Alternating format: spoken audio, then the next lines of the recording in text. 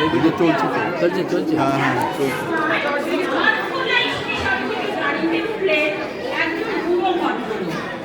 সঙ্গে আছে তার কাঁথায় ওরা বিছানা, ন্যাকড়া দিয়ে মুখ বন্ধ করা 2-3টে হাঁড়ি আর একটা টিনের ট্রাম আর কিছু পুতুল। একটা সন্ন্যাগোছের ছেলে, তাকে সবাই ডাকে বিটকুন বলে, সে চেঁচিয়ে উঠল, এখানে জায়গা হবে না, বুড়োরা যাও দুসরা কামড়ে।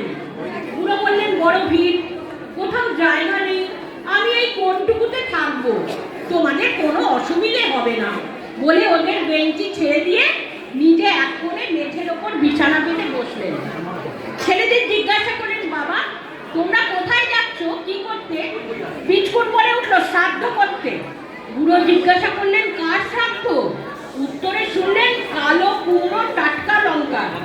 ছেলেগুলো সব সুর করে চেঁচিয়ে উঠল, কালো কুমড়ো টাটকা লঙ্কা দেখিয়ে দেব লবডঙ্কা। আসানসোলে গাড়ি এসে থামলো। বুড়ো মানুষটি নেমে গেলেন, সেখানে স্নান করে নেবেন। স্নান সেরে রেলগাড়িতে ফিরতেই বিচকুন বলে, এই কামরাতে থাকবেন না মশাই। কেন বলো তো? ভারী ইঁদুরের উৎপাত। ইঁদুরের? সে কি কথা? দেখুন না আপনার ওই হাড়ির মধ্যে ঢুকে কি কাণ্ড করছিল। ভদ্রলোক দেখলেন তার যে হাড়িতে কদমা ছিল সে হাড়ি ফাঁকা, আর যেটাতে ছিল খইচুর তার একটা দানাও বাকি নেই। বিচকুন বললে, আর আপনার ন্যাকড়াতে কি একটা বাঁধা ছিল? সেটা শুদ্ধ নিয়ে দৌড় দিয়েছে। সেটাতে ছিল ওর আম বাগানের গুটি পাঁচেক পাকা আম। ভদ্রলোক একটু হেসে বললেন, আহা, ইঁদুরের তো অত্যন্ত খিদে পেয়েছে দেখছি। বিচকুন বলে, না না, ও যাত্রাই ওরকম, খিদে না পেলেও খায়।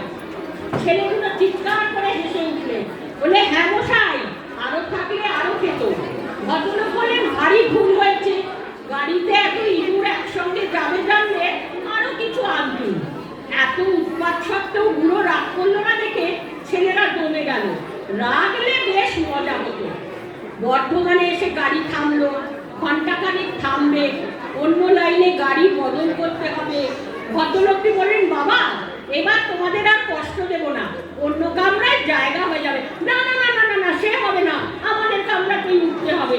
আপনার পুটুলিতে যদি কিছু বাকি থাকে আমরা সবাই মিলে পাহারা দেবো, কিছুই নষ্ট হবে না। ভদ্রলোক বললেন, আচ্ছা বাবা, তোমরা গাড়িতে ওঠো, আমি আসছি। ছেলেরা তো উঠলো গাড়িতে।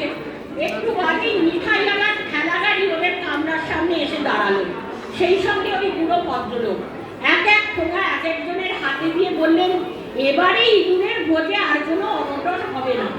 ছেলেগুলো হুড়রে বলে লাফালাফি করতে লাগলো। আমের ঝুড়ি নিয়ে আমারা এলো, ভোজে আমও বাদ গেল না।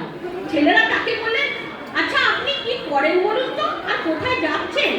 তিনি বলেন, আমি কাজ খুঁজতে চলেছি, যেখানে কাজ পাবো সেখানেই নেমে পড়বো। ওরা জিজ্ঞেস করলে, কি কাজ করেন আপনি? তিনি বলেন, আমি কুলো পণ্ডিত, সংস্কৃত পড়াই। ওরা সবাই হাততালি দিয়ে বলে উঠলো, তাহলে তো আমাদের স্কুলে যেতে হবে। তোমাদের কর্তারা আমাকে রাখবেন কেন? রাখতেই হবে, কালো কুমড়ো টাটকা লঙ্কাকে আমরা পাড়ায় ঢুকতেই দেবো না। মুশকিলে ফেললে দেখছি। যদি তোমাদের সেক্রেটারি বাবু আমাকে পছন্দ না করে, পছন্দ করতেই হবে, না করলে আমরা সবাই স্কুল ছেড়ে চলে যাব। আচ্ছা বাবা, তোমরা আমাকে কবে নিয়ে চলো। গাড়ি এসে পৌঁছলো স্টেশনে। সেখানে স্বয়ং সেক্রেটারি বাবু উপস্থিত। বৃদ্ধ লোকটিকে দেখে বলেন, আসুন আসুন তর্কা লঙ্কার মশাই, আপনার বাসা প্রস্তুত আছে বলে পায়ের ধুলো নিয়ে প্রণাম করলেন। ছেলেদের মুখ চুল।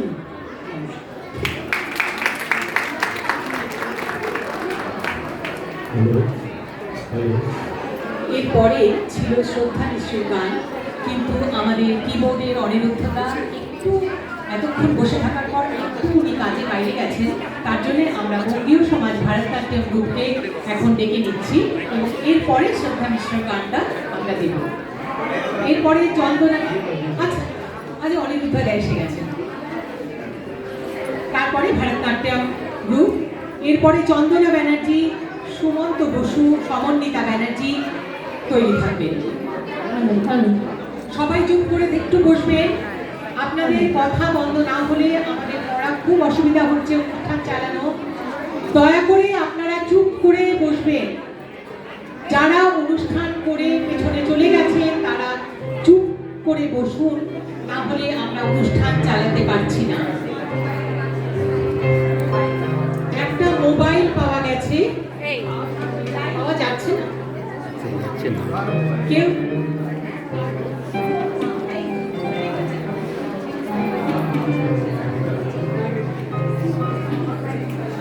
একটা মোবাইল পাওয়া যাচ্ছে না। কেউ যদি দেখে থাকেন আমাদের কাছে দয়া করে এনে দেবেন।